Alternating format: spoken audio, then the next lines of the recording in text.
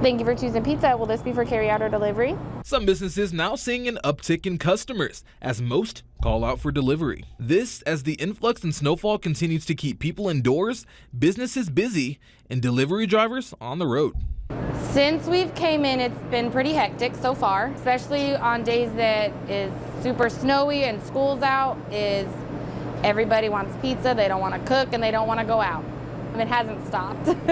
Delivery drivers saying that while the roads haven't been easy to navigate, it comes with its upsides.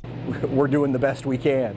Okay, is it worth it to me to be out driving in it? You know, all of my customers that I've been delivering to have been really understanding as far as why it's, you know, the time frames and everything. They've also been very generous. It changes things up a little bit, so it makes it a bit exciting. Driver Chris Keith saying that being a defensive driver has been key while making deliveries. You're definitely not doing the speed limit. You know, it's about 50% maybe.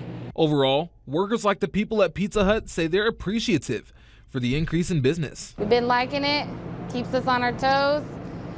Just stay warm. And we're off. In Wichita, Keenan Penn, 12 News.